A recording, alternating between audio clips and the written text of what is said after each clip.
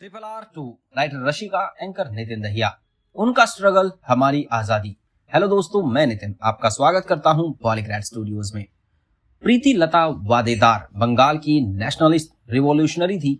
सन 1932 में चटगांव के European club पर हमले की जिम्मेदार यही लड़की थी।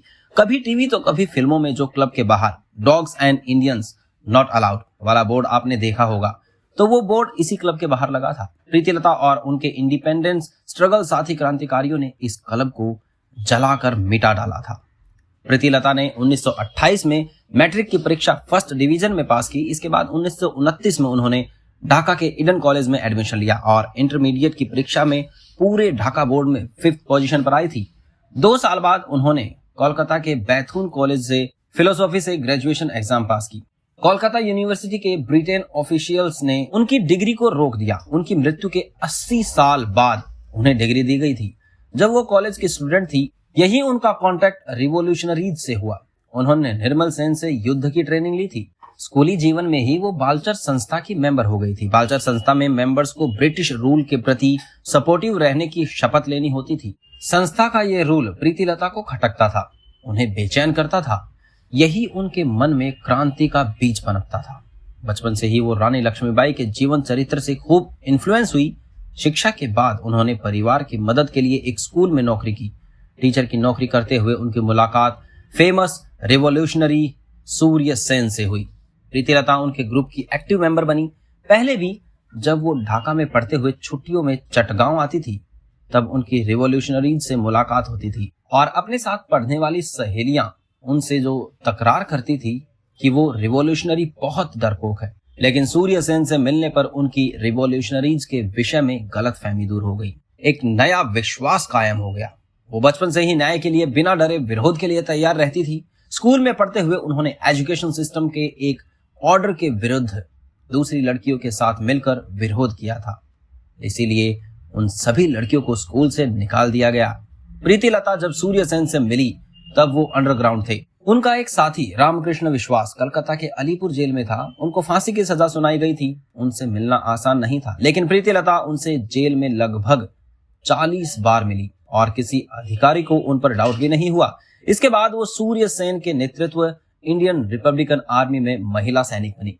क्रांतिकारी सूर्य सेन के साथ वो भारत के इंडिपेंडेंस स्ट्रगल में शामिल हुई थी। रिवॉल्यूशनरीज के दस्ते के साथ मिलकर उन्होंने कई मोर्चों पर ब्रिटिश ऑफिशियल्स से लोहा लिया। वो रिजर्व पुलिस लाइन पर रिवॉल्यूशनरीज के कब्जे और टेलीफोन और टेलीग्राफ ऑफिस पर हुए अटैक में भी शामिल थी। रिवॉल्यूशनरीज इस बात के लिए निश्चित रहते थे कि लड़की होने की वजह से ब्रिटिश ऑफिशियल्स को प्रीति लता पर शक नहीं होगा। इसी का फायदा उठाकर प्रीति लता ने हथियार लाने की जिम्मेदारी ले ली।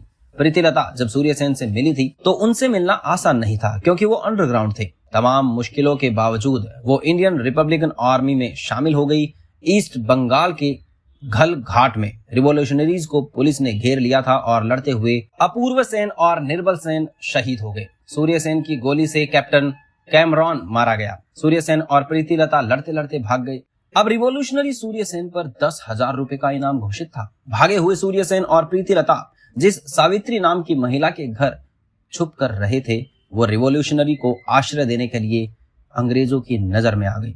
सूर्य सेन ने अपने साथियों का बदला लेने की प्लान बनाया। प्लान ये था कि पहाड़ी की तलहटी में यूरोपीय क्लब पर धावा बोलकर नाच गाने में मग्न अंग्रेजों को मारकर बदला लिया जाए। प्रीति लता के लीडरशिप में कुछ क्रांतिकारी वहां पहुंचे। पंजाबी पुरुष के भेष में 24 सितंबर 1932 की रात हथियारों से भरी पड़ी प्रीति लता ने पोटेशियम साइनाइड भी रख लिया था। उन्होंने बाहर से खिड़की में बम लगाया। क्लब की इमारत बम के फटने और पिस्तौल की आवाज से कांपने लगी। 13 अंग्रेज जख्मी हो गए और बाकी भाग गए। इस घटना में एक यूरोपियन महिला मारी गई। संभलकर ब्रिटिश ऑफिशियल्स ने जवाबी हमला किया। एक गोली प्रीति लता को भी लगी। वो घायल अवस्था में भागी, लेकिन फिर गिरी और पोटेशियम साइनाइड खा लिया। प्रीति लता के सरेंडर के बाद ब्रिटिश ऑफिशियल्स को तलाशी लेने पर जो पत्र मिले, उनमें छपा था कि चटगांव शस्त्रगाहर कांड के बाद जो रास्ता अपनाया जाएगा वो विद्रोह का प्राथमिक रूप होगा। ये स्ट्रगल भारत को पूरी स्वतंत्रता मिलने तक जारी रहेगा। पूर्वी बंगाल के घल घाट में क्रांतिकारियों को पुलिस ने घेर लिया था। घिरे हुए क्रांतिकारियों में अपूर्व सेन, निर्मल सेन, प्रीति लता और सूर्य सेन आदि थे। सूर्य सेन ने लड़ाई करने का आदेश दिया। अपूर्व सेन और निर्मल सेन शहीद हो गए। इतनी कम उम्र में उन्होंने झांसी की रानी का रास्ता अपनाया और उन्हीं की तरह अंतिम समय तक अंग्रेजों से लड़ते हुए स्वयं ही मृत्यु का वर्ण कर लिया था। और ऐसे ही एक स्वतंत्रता सेनानी की कहानी लेकर आ रहे हैं एस.एस. राजामौली जी अपनी अगली फिल्म RRR2 में, जिसमें दो स्वतंत्रता सेनानी की दोस्ती और ब्रिटिश राज के खिलाफ दिखाया गया है। आज की कहानी आपको कैसी लगी ये हमें कमेंट बॉक्स में जरूर बताएं। साथ ही आपके लिए एक महत्वपूर्ण खबर, अगर आप भी सिनेमा की दुनिया से जुड़ना चाहते हैं और काम करना चाहते हैं तो डिस्क्रिप्शन बॉक्स में दिए हुए जॉब लिंक पर क्लिक करें और इस अपॉर्चुनिटी का भरपूर फायदा उठाएं। उम्मीद है आपको आज का वीडियो पसंद आया होगा और ऐसे ही वीडियोस देखते रहने के लिए हमारे चैनल को सब्सक्राइब जरूर करें।